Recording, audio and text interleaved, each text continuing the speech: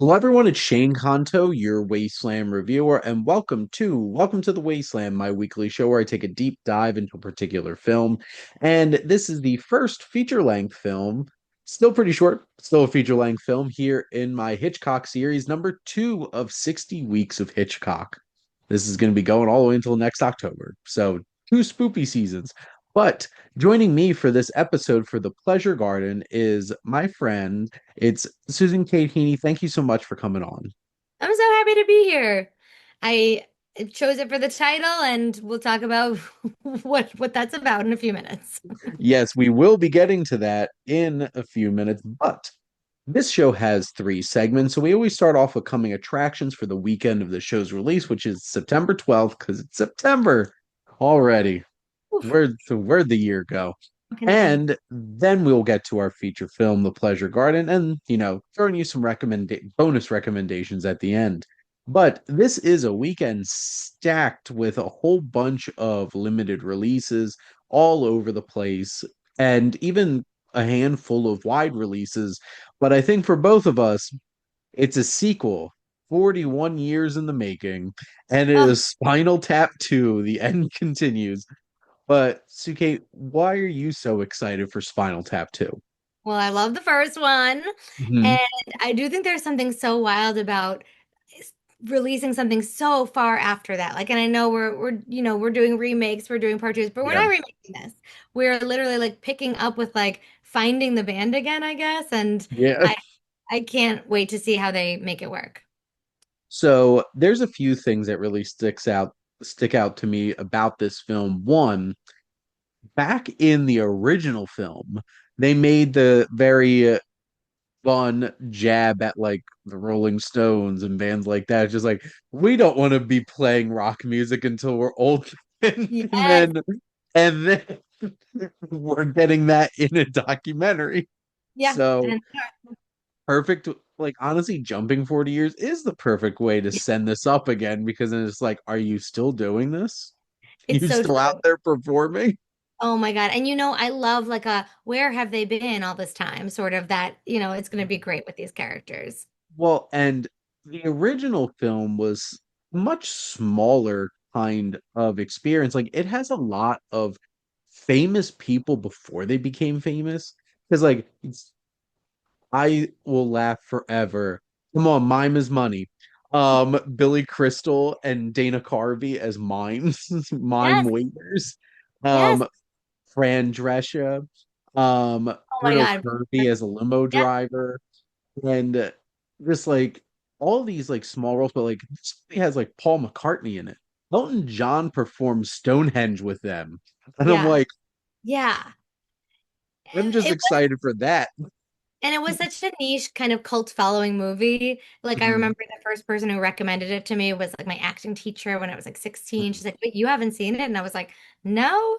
And it was like kind of this underground thing I felt like people were passing around. But yeah, when I saw it, it kind of blew my mind of what movies could do. The first time you see a movie like that, you know, it's Well, wild. and I'm such a big fan of because like obviously Rob Reiner directed this, made this experience, and then Christopher Guest grabbed it, picked it up, Yes.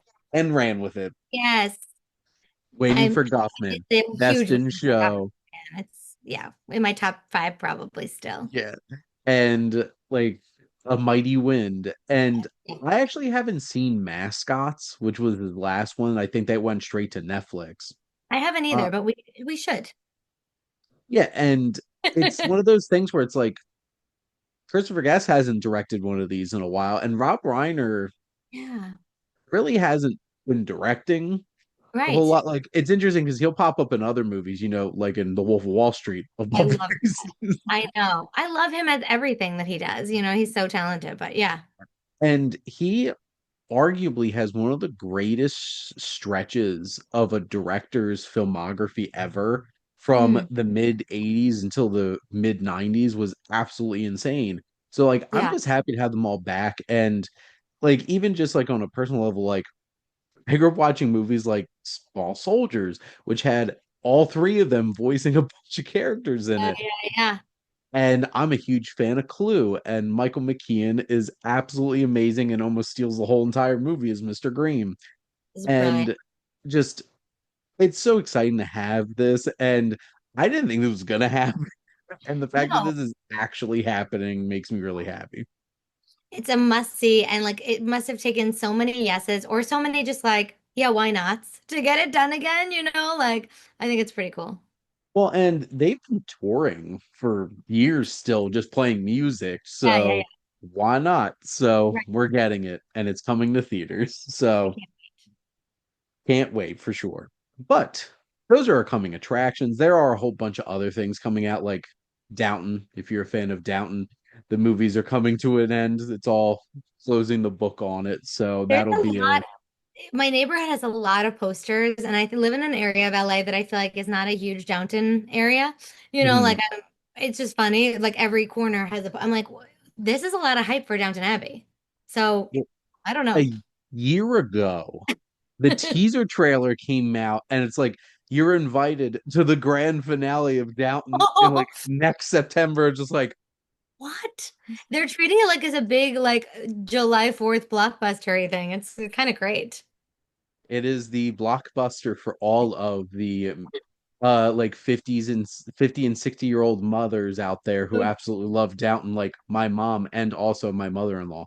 Totally. So I can there you go. last season I didn't watch, so I have to catch up, I guess, before the movie, or can I just jump in? I don't know. I You know just what's really funny is I never watched the show, but I've watched all three movies, oh and wow. I progressively love them even more because spoiler, I went to a press screening like a month in advance and went with my wife and my mother-in-law. And Oh, like it hit. Like okay. I got attached enough to these characters through the three movies that like this movie hit me. And I'm like, All oh, right. I'll it was take your wonderful. okay, So okay. I'm on it. it's everything you should expect out of a Downton Abbey movie. Let's just say. Perfect. So there you Great, go. great. With a little bit more of a cinematic flair. Oof. So there you go. But that's coming attractions. Now we have the Pleasure Garden. So just some basic background here. So this came out in 1926, released April 12th, and this was there's a fully restored version of this movie that's like 90 minutes. I couldn't find that 90-minute version. So like the version I watched was like what is like an hour 15 minutes, something like that. This is based on the 1923 novel by Oliver Sandy. So like this was something that was pretty fresh. This was actually shot in Italy and Germany, which was like a pretty big deal that this movie Yeah. like went to other countries and shot this. The film stock wasn't checked at customs, leading to terrible fines that almost bankrupted the film. Yes, I that's was such a fun fact about and not fun for them, but fun now in retrospect, you know? It's just Oh, like you didn't check your luggage. I know. And it almost bankrupt the whole entire film. So, moral of the story is check all your boxes. You know, if you're going to travel, you check all your boxes. Now it's so sad and funny, but now it'd be like back up your, you know, on the multiple drives, like, you know, Get this into my get this into the cloud. I don't have to check exactly. that at customs. Exactly. Um, this is the only time Hitchcock used. This is a interesting little weird fun fact. So this is the only time Hitchcock used two American leads in one of his productions from the UK. That is really fascinating. Like, is that an important fun fact? No, but I thought it was an interesting one. So, like, And then he was obviously so he's had, moved by it, he didn't want to do it again. well, like, it's interesting because, like, obviously he's had American leads in his films that he, like, made here. Yeah. But before coming over, it's like this is the first time he used two American leads and then never again. Wow. Boom. Very interesting. Yeah. Um, this is also interesting. This didn't get a full release until like January 1927. Hmm. So this was only like slowly rolling out for what, 10 months Yeah. almost. Oh my God. So, but those are all the little fun facts I had and a little bit of background. I have But one later. I'll save it for the end. It's okay. spicy. I'll read this wonderfully written and very detailed synopsis of the film, which is two couples' romances are fancifully intertwined. That That's is it. it. That is Oh the my whole God. synopsis on IMDb, Oh, I was like, where'd you find that? Oh, that's funny. Okay, great. which really buries there's a lot of lead here. Like Yeah. there's considerably longer ones written by other people on Yes. IMDb, but no, this is the official IMDb synopsis, which is almost the same exact synopsis of his first short film, and these are Oh, completely different movies. well, yeah, and even like talking about the movie and trying to put it in a box or a category of what it is really, really difficult, as you know, we will talk about. But um, Yes, it's like, yeah, it started rom-commy and then it does not end. There's other non-rom-commy things going on. exactly. And this is starring Virginia Valley and Carmelita Garrotti. So at this point, then, Suke, what were your general thoughts on the film? So I love a movie about showgirls. I love a movie about, Mhm, actresses. And mhm. that is how this movie starts out. There's a fabulous Yes. opening shot that it's really almost worth it to watch the movie for the opening shot.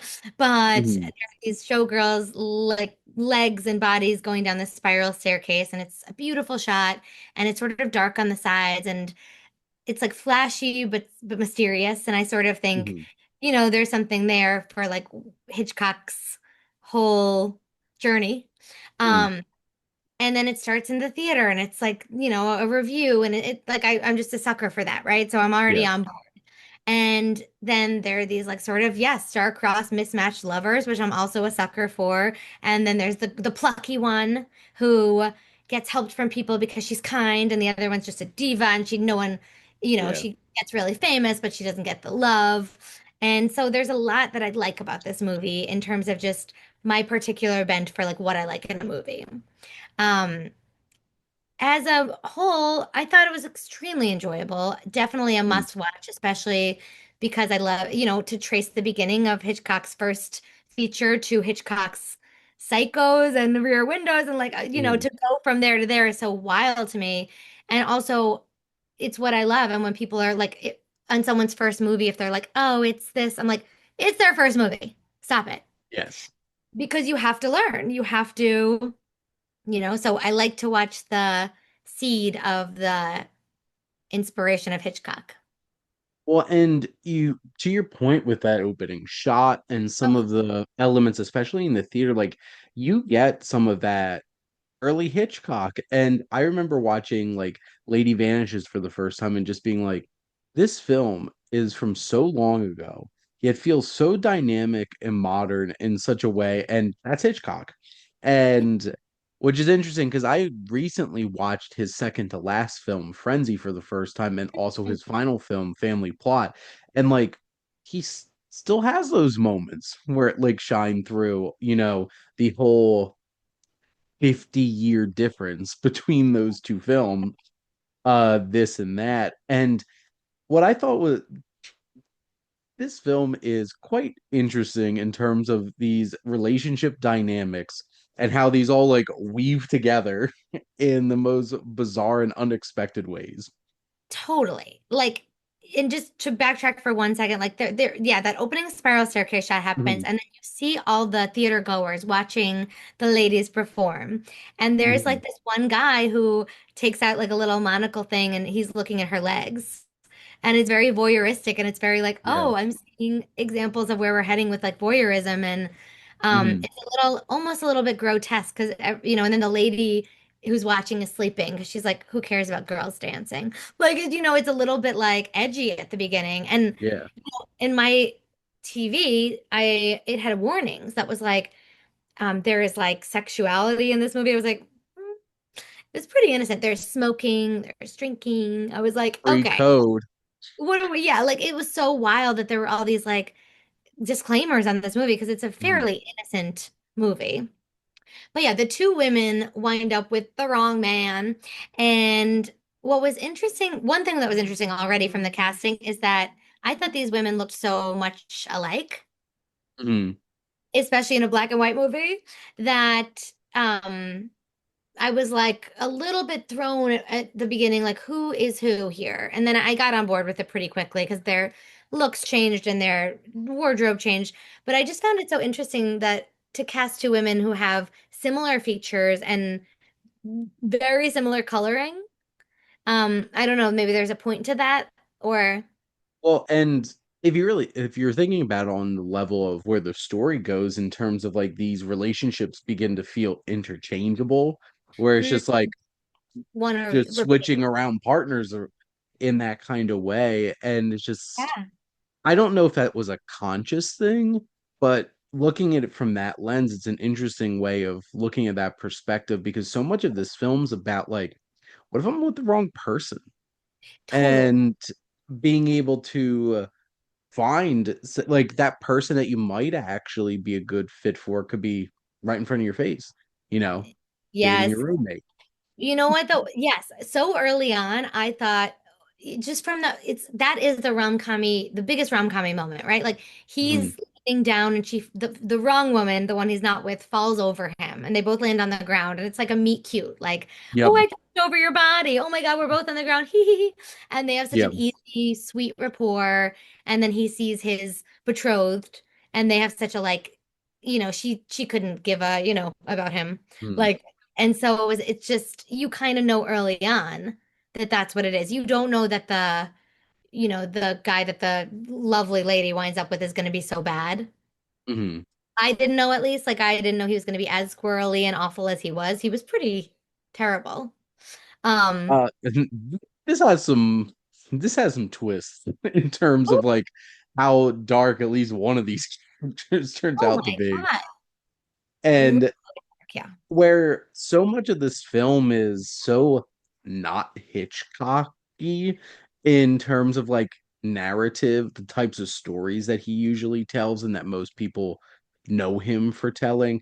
Like obviously there's some of those technical aspects that shine through Yes. and will always shine through, but it felt like it took until like the last 20 minutes for this movie is like, guess what? You're watching a Hitchcock film. It's like, wow, this Totally. is unhinged. This is going in a crazy direction. Yeah, I don't know if we want to do it now or wait, but the last 20 minutes is like almost there's a ghost. There's Yes. like, a disembodied spirit moving about the Mhm. scene. There's a murder, multiple attempted murders. Like there's, alcoholism. There's Mhm. like affairs. There's a lot in the last 20 minutes. But and I wondered if it was me. I loved the movie and I found it very enjoyable and I found it definitely a must watch for so many reasons. But until that last 20 minutes, I felt like, this doesn't feel Hitchcock. And I tried to stop myself from thinking that and just kind of go along with it. And then when that happened, it was almost like this weird sense of like, like a relief in a way or something. Like he Mhm. still got his tone in, he still got his exploration in because sometimes you take a job for the money. Like sometimes you do like Yeah. especially early director, like I wonder when he was like, no, this is not exactly me. And when he had the ability to do that as a director. Well, because his film before this, which is Always Tell Your Wife, which was funny because I did that episode with my wife, Oh, was basically just a bunch of slapstick wow. of physical comedy elements, and that was it. Like that was the whole like Oh, 20-minute film was just all of this. And unfortunately, there's only like 8 minutes of it still oh, here. So like yeah. you missed the whole first half of the movie. Whole Okay. first half, it's 20-minute film. You only get to It see was 10 eight or minutes. 9 minutes of Yeah. it. But it's the whole climactic, just nonstop slapstick comedic moments and chasing and stuff like that. And then you Yeah. get this. And it feels like it's obviously this is a very early on film in terms of the history of cinema, and it's really feeling like it's laying groundwork for a lot of things that we expect to see in these types of rom-coms and stuff like that. And then it's just like, that's so weird that Hitchcock is doing this. And then out of nowhere, you're just like, rug gets pulled out from under you, and you're just like, murder, spirits, what? And Yeah. how that's done I is mean, intense, it's suspenseful, and it's just like, there's that Hitchcock. There's that yeah. Hitchcock coming in here. And the water and yeah, like the strangulation. Like I was like, oh my God, I was not expecting that. He was so nefarious. Like the bad guy in this is so once he becomes nefarious, like he had like an auga moment where he like checks out another woman on their honeymoon in Italy. And it's so thick. Like there's a lot of wide shots in this movie, right? There's a lot that's a Mm. a lot of older movies have that, but Yeah. there that shot's pretty close and it feels very uncomfortable when you're watching it because you're like, ee, and she doesn't see it. She's so trusting, she's so good, you know, and there is that sort of like she's the one who prays, right? She's the one who's very religious and Hmm. has faith in people um and then she's the one who kind of gets her heart broken. And that is like another Hitchcocky thing where like the good person doesn't always do well in the movies, right? Like sometimes the Mm. good person suffers. Well, yeah, and this is such an interesting shift that this film takes because like obviously the first half of this film is so focused on this showgirl lifestyle, like these performances, like that kind of life, and then this takes you like far away into this whole entire other feeling of a story with full of lies and deceit and backstabbing and all these horrible things. And just I after I was finished, I'm like, I went on like Wikipedia and just read through the synopsis again. I'm like, let me get this all straight because like going through all of these, this and that and the other thing, and just how this all comes together, uh, and it gets so haunting Yeah. and eerie and really coming at like this goes far beyond just like what if we wind up with the wrong person, but like what Yeah. if we wind up with somebody who's absolutely terrifying, and that reality of the situation, because it's that kind of thing where it's like what I think for many women, what's the worst nightmare is like you think that you meet a nice guy and they turn out to be like a serial killer or some kind of monster, and like that's the story. Yeah, and I kept thinking about that in terms of like more modern cinema of like the trope of you're with someone who seemingly is like rescuing her at one point and taking what they also bump into each other sort of and then he's so bad and he's living a double life and he has just killed someone who is now haunting him and he's Mm. trying to kill her too um and then trying to kill the other guy too. Like he's really violent and I think that would be the definition of a serial killer. So yeah, it's like the charming guy who you thought you knew who turns out really bad. And that trope has been, it's always funny to watch like we always think we're like doing it first, right? In our generation or our like we're like, oh my God, we're doing such wild things. And it's like people have been doing the wild things the whole entire time, you know? But this is literally 100 years ago. Well, and the important thing to remember is Frozen did not do this first. It's even No, like that kind of trope pops up in Frozen where it's just like true. he's such a nice guy. No, he isn't. Yeah, the charming sociopath. It's like, and then it's just like, do I have to be suspicious of all nice men who treat me Right. nicely? And I'm Well, then like, that, yes, that creates the other complex of like when will the other shoe drop? Like waiting for something that's not really there, you know? It doesn't help that I was watching this movie as I'm doing a rewatch of Sex and the City because I finished the reboot of And Just Like That. And God, I was like, this show. And then I was like so sad when it ended, of course. But I was like, literally would text my friends every week and be like, oh my God, can you believe they did this? And then I was like, why are you leaving? But so I like went back to Sex and the City, and there's the whole Aiden storyline is that she is like, you're too nice. Like I'm used to men not treating me well, like, and so I was thinking, and then at the end he winds up, sorry, spoiler alert, but not being as nice anymore. And I was like, oof, it's like well, and it's funny because it's funny that you bring that up because I had actually never watched Sex in the City, but then I started watching the yes. Legacy series to it, and Oh, I no, I don't know why I watched all three no. The seasons whole of thing. it. I've watched all three seasons of this new thing, and I'm just like, Oh my God. these like Yeah. most of the characters are just progressively getting worse and worse. I just have to say, based off of this sequel series, um, Miranda and Charlotte are terrible, and Oh, I I know. And like it literally ends in like shit in a toilet. And like I was like, how are we ending here? But Miranda and Charlotte were not terrible. Well, questionable. Like, everyone's questionable, but they were so fun. And so I wish you had been on my text. I would have been texting you if I knew you were watching it. And like, anyway, like this isn't fun anymore. But no, like that's the interesting thing because like obviously that character of Aiden's meant to be somebody who doesn't fit in to this whole city life and that kind of, metropolitan kind of person and stuff like that. And especially in the sequel series of like him literally being out in the country and having this distance and stuff. And you're like, yeah. And it takes a dark turn like that. And there's so many films and shows that lean into that trope because it's a real anxiety of so totally. many women. And this Yes. this film, which is indeed 100 years old, leans into that Right. very closely. And speaking of somebody who really knows how to make anxiety fill in women, Alfred Hitchcock, um, Right. like Oh, yeah. this hits. And I wonder like where the missing 30-ish minutes are coming from, right? Because you and I keep talking about how abrupt the last 20 minutes were, but enjoyable and necessary to make it something more elevated than just sort of a fluffy movie. Where For were they? some reason, I'm imagining that it's all still set up of like the romance angles, Mm-hmm. but I don't know because I don't know. I haven't seen the fully restored version, but like I still feel like I watched the full story. Me too. It really does become a different genre of movie at the end, but then it Hmm. still ends somewhat happy.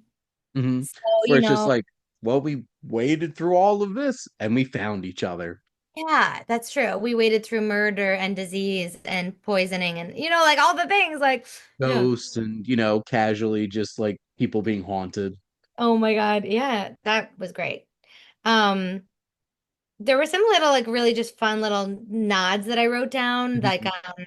the when it says smoking prohibited and the guy's like smoking a giant cigar, like just those little touches that I think Hitchcock does so well, whether it's silent or there's Mhm. dialogue, because he is very sparing with the amount of dialogue he uses anyway. Like he's a very Yeah. visual director, like which Hmm. it's an interesting, like if you came from the silent film era before talkies, right? You knew how to tell a story without rushing to lines. So Exactly. yeah, I always feel his movies are economical with how much people are talking. Well, and films like Notorious or Phil, like there's so Yes, many moments where like the whole entire story is being told through this camera and how yes, it's navigating the space. totally. And you don't need dialogue for that. And there's specific filmmakers that really lifted a lot from Hitchcock, like Brian De Palma in particular is just like very much like Hitchcock in that way because like I was watching Dress to Kill for the first time, and I think I came to a realization that there's like a 10-15 minute stretch where there's no dialogue at all. And I'm like, No one has have spoken. have they said anything? Oh my God, that's so funny. But like that's the influence of Hitchcock being able to like there's few Yes. directors that are able to just lean so heavily into visual storytelling and is able to do that. And it's Hitchcock. And I'm not surprised that like he was able to make such engrossing and compelling silent films because like that was there the whole time and obviously developed it and would still do that in his uh s- talkies, his sound films. Feels Yeah, weird calling them talkies when it's like so weird. Hitchcock. 40 something years of his career were No, sound. I know. We can't So call them gays. We just have to. It's like he is like the before times and then the after. He just makes movies. You know what I mean? Like yep. it's so funny. Yeah. Um, yeah, like even like the scene where the friend auditions and Mhm. and there is like a pickpocket moment at the beginning. So there is some nefarious activity, but then it kind of just goes, it's like la la la. Mhm. And she's like, does the Charleston for her audition. And Mark and I were laughing because we watched it. My husband and I watched it together. And we were like, Is she a good dancer or is she a bad dancer? Like we couldn't tell because and the moves were just so sporadic and I think and then you see her friend looking at her so lovingly like, "Oh." And you're like, "Oh, she's a good dancer." But I love that about silent films that they don't just, it lets you like breathe for a minute Mm. and the shots around it are kind of what tells you what the story is. So just that little 3 second long shot of her like beaming, I was like, oh, she's great. And her friend is so proud of her. And there's no jealousy here. Like, the whole story. Well, and that's such an important piece too, because I have a lot of conversations with people about editing, and a lot of people just see editing as trimming, Oh my and God, no. like, which like I will not name my friend who said this, but if he happens to be watching and hears me talk Uh-oh. about this, I he was complaining about Lawrence of Arabia and how could that possibly be considered great editing when this is an over 3 hour movie. And I just sat there and I'm like listening to this podcast and I'm like, that movie has one of the greatest edits in the history of cinema. I think, Match Desert. And but editing is all about storytelling because what's so interesting about that point, because it's really hard if you're telling a story about an artist to really sell. Like, if they're supposed to be like a master artist, how are you going to tell make sure the audience knows that they're a master artist? And it's really hard to be like, well, just show them the art. I'm like, well, you better make sure that this is like genius art or the audience isn't going to buy into it. But with an edit, you can have there it is. I'm like, well, I don't know how to feel about that. Cut to somebody being like, and just being like, that exactly. was amazing, and then it clicks, and that's how you had to make things work with Yes, silent films. because everybody just FYI, she's kind of dancing like a wavy arm guy at a gas station. She's kind of like really rocking those arms and I was like, is this right? Like as somebody who's watched a lot of those movies from that time period, this seems a little bit Jitterbug, is it Charleston? Like what am I watching? And then, exactly right. Like they tell the story. I think editing is so unbelievably creative. I've had to do it a few times and I am like Mhm. a rudimentary editor, but I am good at saying like we need to just like get a shot in here that will like help tell the story. Like, and I do my friends' reels for them. I'm like, give me your reel. Like, what? I was like, why is the camera on the other person? They're like, because the camera was on the other person. I was like, cut them, and I'll just like cut out the other people. Like, I'm like, it's your reel.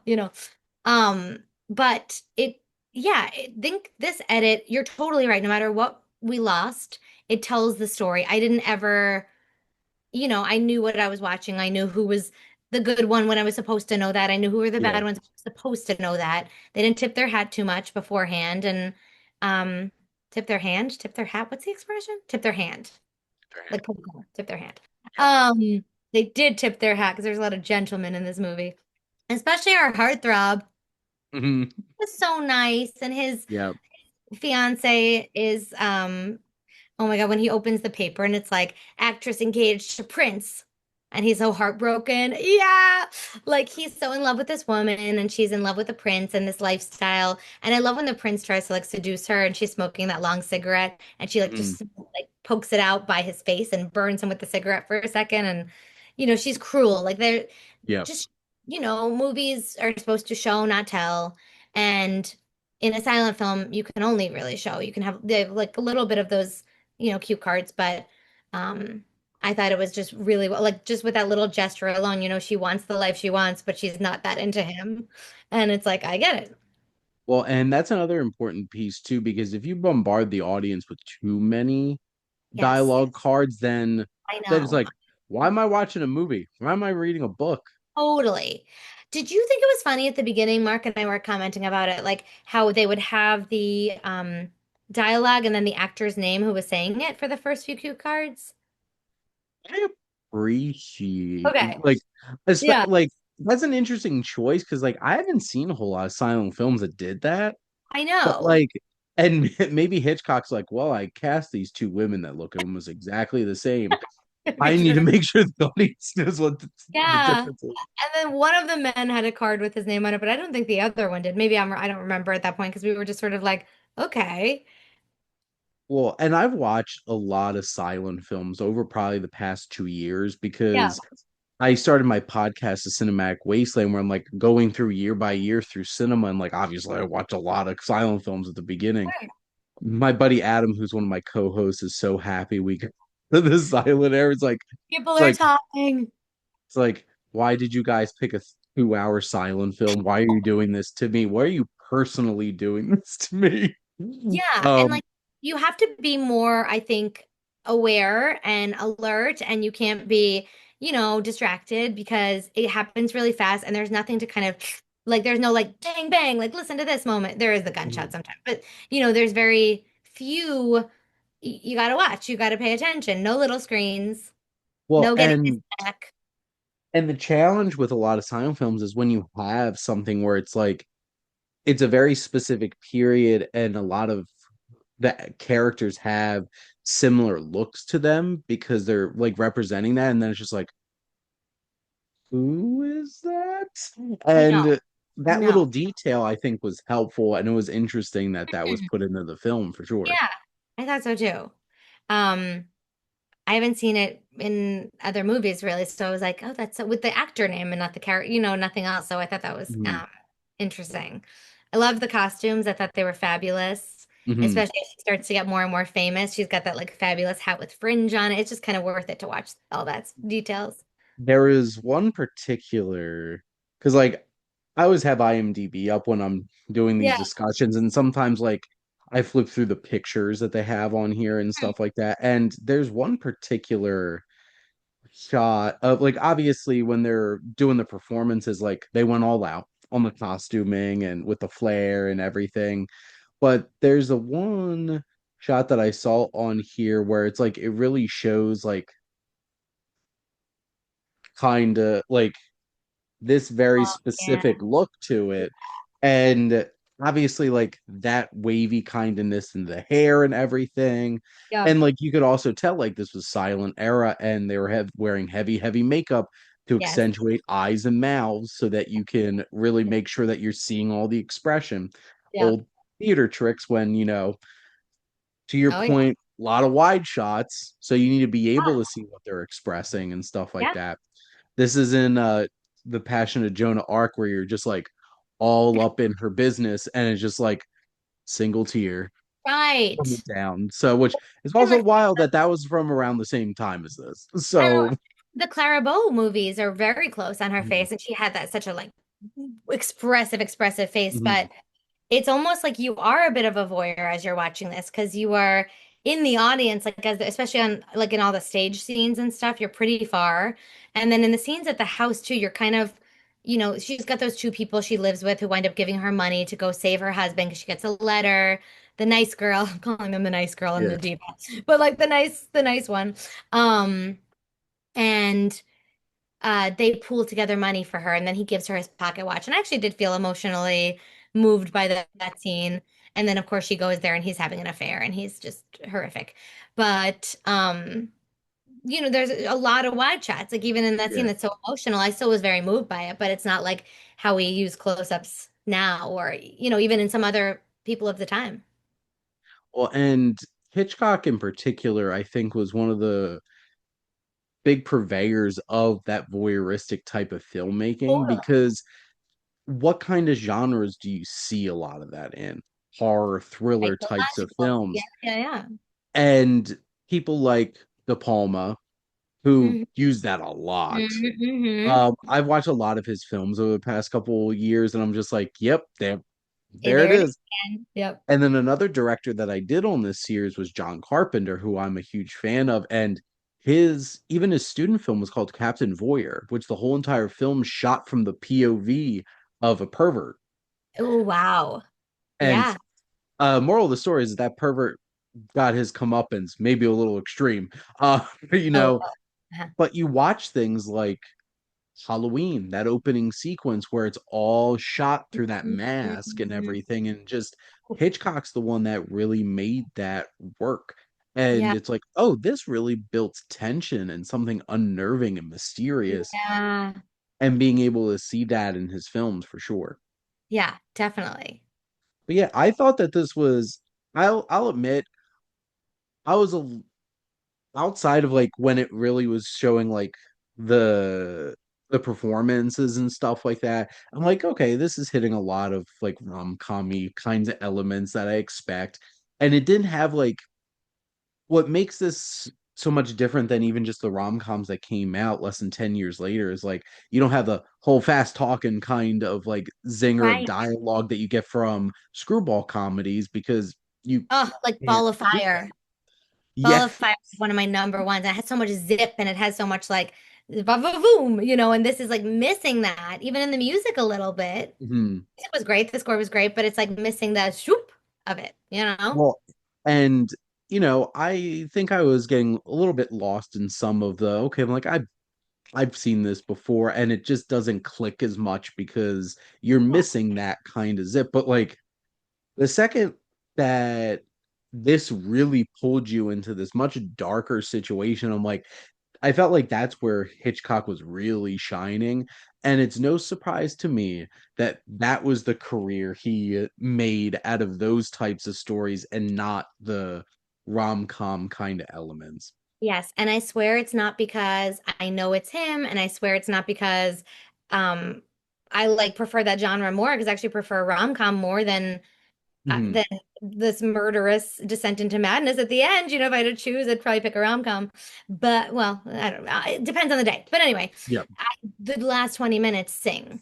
And the last Mhm. 20 minutes are edited to perfection and they're a lot happens and you feel tense and you feel scared and you are activated all of a sudden where before you're like this is really nice and these people are sweet and there's some cute things and but you're not emotion like I wasn't so emotionally attached. Well, and what's interesting is because I'm just looking at my schedule coming up, and there's some pretty like I know Champagne and Blackmail are pretty big early films of his, and these are all within like the first couple years of his career. Mm. And I'm gonna be making these comparisons in my head, and I'm sure others who have gone on these journeys with me will too. That like I did 80 weeks of John Ford, and now I'm doing 60 weeks of Alfred Hitchcock. Ooh, But I'm so much more excited to do the 60 weeks of Hitchcock than I was to do the 80 weeks of John Ford. yeah. It took almost 20 years into John Ford's career to get to like a stagecoach, literally to stagecoach. Right. I was doing episodes for months before I got into like those films that really started defining his career. Hitchcock it's a lot earlier on in his career, and I'm excited to dive into murder exclamation point and stuff like that Yeah. because you could see like he was already finding his footing and something that was really working because that last sequence in this film was really impressive from a filmmaking standpoint and made you Yeah. feel all the things that it wanted to for sure. There's this disembodied figure who's telling him to use the sword, and he's like getting possessed. It's very like, Mhm. and you can see him picking up the sword, and you're like, oh no, and and she locks herself in the other room, but then he starts stabbing the sword through the door, and Mhm. it's very tense, and it's very, and then he, yeah, I don't even, no spoilers, but he gets the door open, and then of course it ends. This is the funniest part. Like there's all this terrible sickness and stuff like that. And then it ends with Cuddles knew the whole time. And Cuddles is the dog, right? Because she winds up with the good guy, the good girl and the good guy wind up together. And the dog doesn't bark at him the way he barked at the other man. And it was like, oh, Cuddles. And it ends with the dog. So that You was listen to your dog. always, your dogs always know. But that moment just made me giggle because I'm like, oh, we're Mhm. back to the first movie again, kind of. Yeah, it's We just have like a we only bow. had a nice twisted diversion for a little bit. It's like Totally. back to our nice rom-com ending. But Totally. there's a lot of Hitchcock in here, and Yeah. I think that's what's really impressive. And also did a lot of fun things from that just before sound started making musicals something pretty viable and being able to do some of those stage performance type elements Yeah. even without the ability to have like singing songs and stuff like that with it. Yeah. So I was pretty impressed by There this was very one line, early film. yeah, there was one line I loved. It was, "Can't we share our loneliness together?" And that seemed very like Hitchcock something that he probably felt and explored in a lot of his movies. Well, and so many of his characters are loner in like kinds of characters that are stuck in these Yes. situations, and being able to find somebody to connect with through all that trauma. Very Hmm. Hitchcock for sure. Hmm. Yeah. But I guess, so Kate, in terms of wrapping up, I know you had a Oh other yeah. fun All fact. right, this one is kind of spicy, but um it it said when Alfred Hitchcock was filming The Pleasure Garden, an actress refused to enter the water because she was on her period. It was the first time Hitchcock heard about menstruation. He didn't understand it. A cameraman had to explain it to him and explain what she meant. I would not want to be that camera person Can you trying to explain to imagine? Alfred Hitchcock what a period is. And, right? Like it's making me cry with laughter. Like when I found that, I was like, wait, what? And I checked a few other sources and it says it's true. Also, like just a sign of the times that this male director would not know what it was and whatever. Um, and also that scene is so pivotal because it's a death scene. Yeah, So but they didn't make products like they make now back then. So I understand why she's like, I can't go in the the water. it's like, Oh, actresses. We're always oh, holding up a shot. Just oh kidding. my. But I think he used like a body double. It said because he couldn't lose he had lost so much money from the customs and Yeah, oh my God. I cannot imagine just like, as somebody who has like a master's in accounting, does a lot of budgeting and stuff like that, just if somebody told me it's like, sorry, our whole budget's gone because we forgot to check luggage, I'll be like, Oh my God. I please tell know. me that's a joke. It's so wild. I know. And this was not a joke. That No. actually happened. It was in his biography. It said it begins with a nightmare, or I begin with a nightmare, it was called. And it said my first real directing effort had terrors in store for me. It gave me some of the nastiest shocks of my life. The trials and tribulations I went through are still vivid in my mind. I can smile about them today, but at the time they were ghastly. Yeah, because 10,000 lira gone. Oof. Anyway. I like how all that buildup is to like, we lost money on fines. Like Totally. the drama, Ghastly. building But also, ghastly things, it's like you think taxes. you think you'll never work, I think. And then someone has their period and he's like, "What's a period?" And I don't know, just you can just imagine this baby director, like even I Hitchcock. found out the most horrific thing today. It's called menstruation. I think he probably because I think he was married. I gotta look, but I think he was married at the time. How are Um, you married and not? Oh my God. yeah, he What said a time, the 1920s. he was 26 and I think he had just gotten married and he said his wife, oh no, he was not married, but he was asking his future wife about it. So yeah, I guess he learned about menstruation later, I guess. You Bless know, him. we all learned about it someday. Go I through it guess sometime, some of us, sooner was than I. 26 years old. So there Oh you my go. God. Oh my God. But those are our thoughts on the pleasure garden with some spicy extra Sorry. bonus story there at the end. But we always like to wrap up the show with some extra recommendations. So Kate, what were your two recommendations for the audience? I went to, if you're ever in LA, go to the Egyptian Theater. It's beautifully restored, gorgeous theater. And just all the original like architecture. It's lovely. And I went to see the 50th anniversary of Norma Rae there, and Sally Field was there. Also, Sally Field is very spicy. She was spilling tea, like she did not care. And I think she gives like a tour de force performance in that role and is such a like full woman and all of her you know, tragedy and comedy and sexuality and drama. And, she just has a full experience. I love watching her in that movie. But hearing her talk about it afterward was like even more special because, she was saying that she grew up in the South and when she would get mad, her grandma would say, "Oh, don't be ugly." And she said, "She never said that to my brother." And so she said in the first scene of the movie, she gets to yell.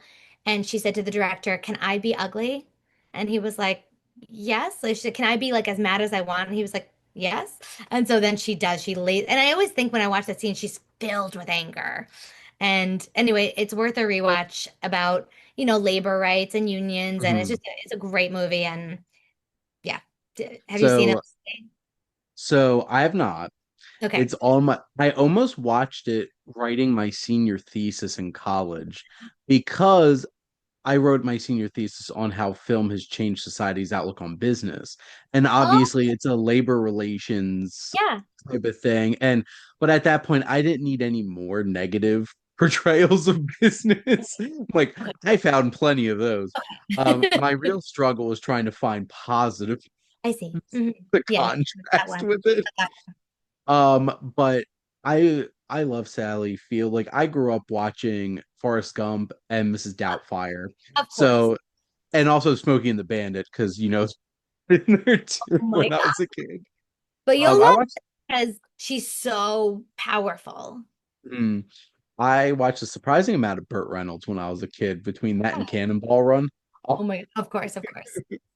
All right, but you I've like never found a movie I've seen and you haven't seen, so then you have to watch this one and get back to me. yes. But when you said like, can I be ugly? Getting mad and stuff like that. The first thing I thought of related to her was in Mrs. Doubtfire when she's just like the whole time, and where like her voice drops, and I'm like, Oh, that's Sally.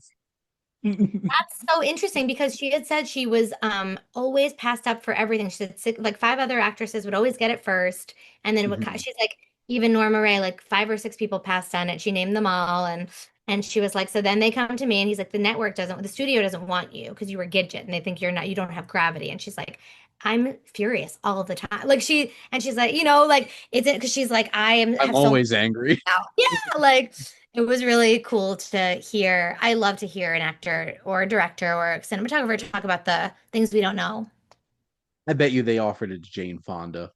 It was 100% Jane Fonda. It was, Yep, I think I knew videoed it. it. And I stopped videoing because we were allowed to video, but she was just spilling so much tea. She was talking about Daniel Day-Lewis, but she loved him. But, I was like, I'm not going to video this anymore. This is between you and us tonight. Well, and of course it was like Jane Fonda who looks like a model and that kind of thing. And like It was this every is actress of that. this this is about like a worker who goes on a worker strike.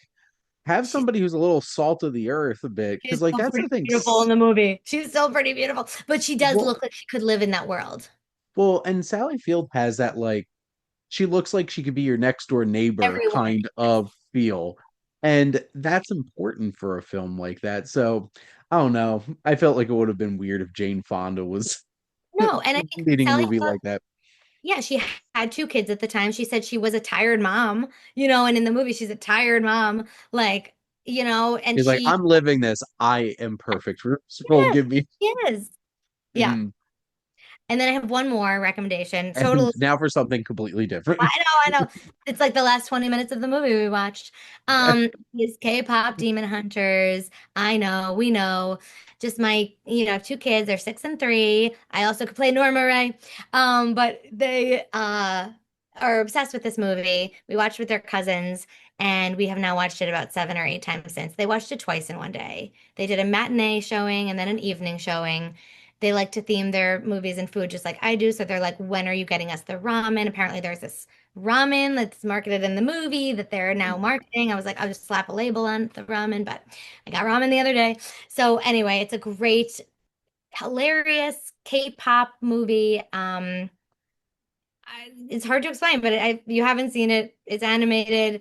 It's the music is fabulous. I was out for drinks with friends one night and one of the songs came on and I literally was like, I just saw this movie last night and it's in the top 40.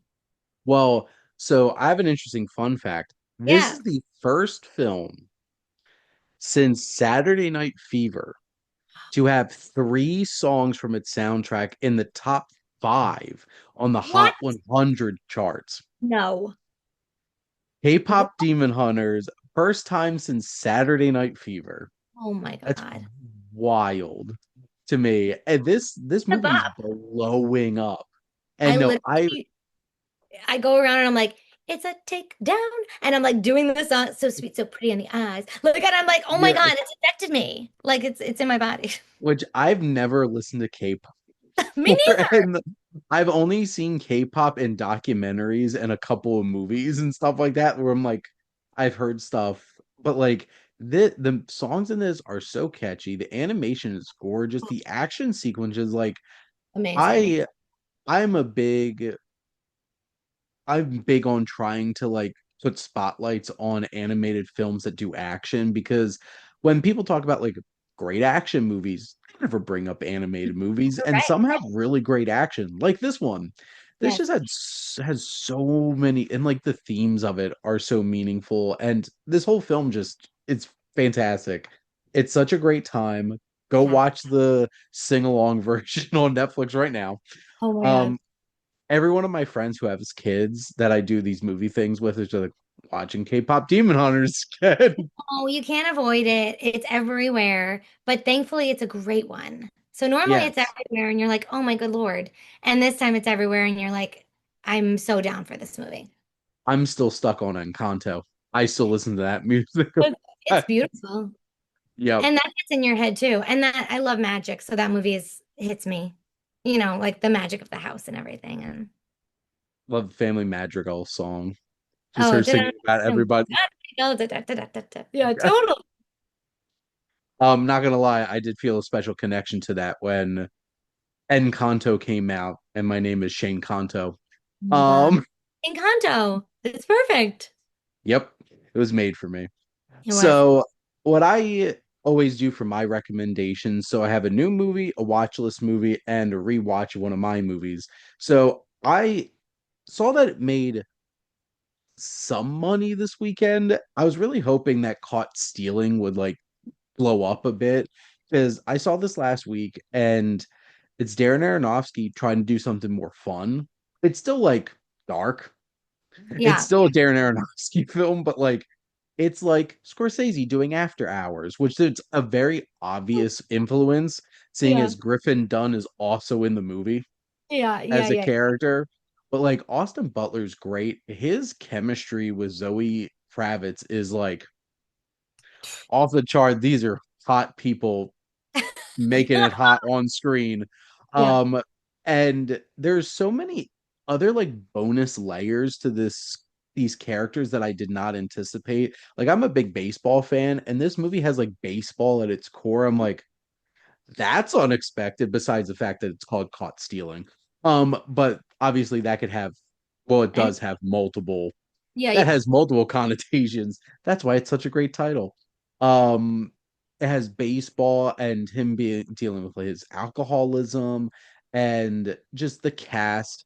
The anytime Liev Schreiber or Vincent D'Onofrio pop up in something, and the fact that they played brother Hebrew assassins was just like, what? Yeah. I can't wait to see this. I'm going next week. Nice. Yeah. And Regina King, criminally underrepresented in the trailers because she's a lot bigger character Mhm. in this movie than because like Austin Butler gets a lot of the screen time and like also Vincent D'Onofrio and Leaf Schreiber barely in the movie until like the Okay. very end of the movie and I'm like I feel bad for Regina King because she's like in most of the movie and she's really good in it. Matt Oh, good. Smith is a lot of fun, great cast, some awesome needle drops, and then you could tell it's still Darren Aronofsky because there's some inspired Hmm. filmmaking elements, and Yeah. also some times where it pushes limits a bit.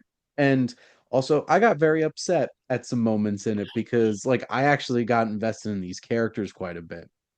I'll message you Now, after I see it.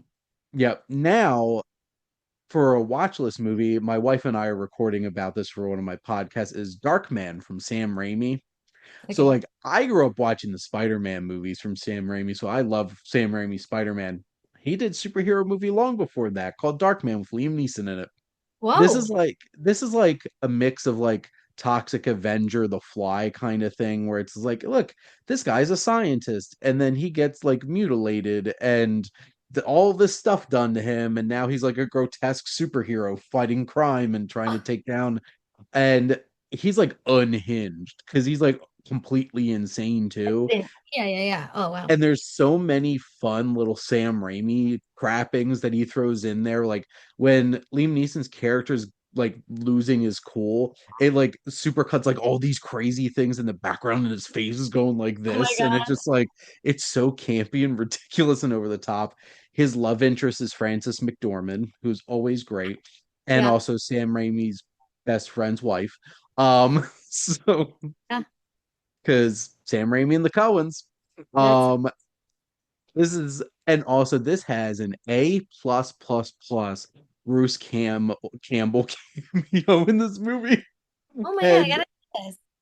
it's a wild movie, and like it's very tropey and stuff like that, and it's ridiculous and over the top. But like Liam Neeson goes completely full blown camp over the top performance in this. He's completely unhinged, and As I swear Sam Raimi made Alfred Molina watch this before he played Doc Ock in Spider-Man 2 and just oh like try to catch some of this. Well, yeah. because their characters actually deal with a lot of the same kind of Huh. like isolation issues and stuff like that. And even some of the production design, like, I'm pretty sure Doc Ock's layer looks very to the layer in this. Yeah. So I thought that was an interesting thing. And this was one of my movies I rewatched this past week. The blue was it's called Love and Monsters. This casually just came out in 2020 as part of like that flood of like straight to VOD Is movies. It this has Ian Dylan McKellen or O'Brien. something?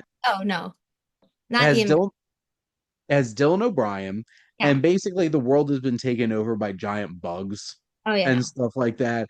And he's like the cook for this community that like lives underground, but like the love of his life he gets reconnected with that he when things started going sideways, they got disconnected and he goes out venturing into the unknown to like find the love of his life. Oh And wow. really enjoyed Dylan O'Brien in this, and like Michael Rooker's in it as like a random like side character who pops in. It's fun. It's definitely derivative of a lot of other kinds of sci-fi and monster movies, but like I just thought it was a nice little flick that came out during, COVID. I'm like, I remember this. I enjoyed this, and I wound up buying it for like $5 when it was on sale or something. So But it was made before 2020, like so that's kind of weird if it was like underground and then venturing outside. Like that's so it's weird to watch a movie that has a little bit of a premonition-y kind of thing in it, you know? it is, and it didn't hit too close to home because they were Okay. being attacked by But giant bugs. And I'm yeah. like, at least it's like they're not all wearing masks and stuff like that. Oh, And yeah, it's yeah, like yeah. ordering Grubhub. Uh, Ah, totally.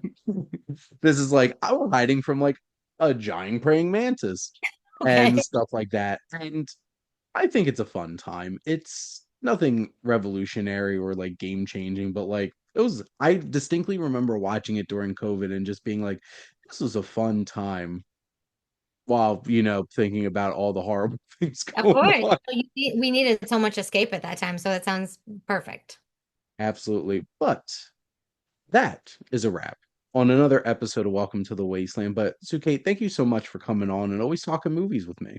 It was so much fun, and everyone, I highly recommend spending 1 hour on the pleasure garden. It's worth it, if only to be whiplashed by the change of tone through the last third of the movie. And if you're a big Hitchcock fan, you haven't checked this out, Adam. My buddy Adam, who is the biggest Hitchcock fan I know, who will be on a handful of these Uh-huh. episodes. Check it out. It's a Come fun on. little compacted little story. So, but more importantly, thank all of you out there for always tuning in and supporting your Wasteland reviewer.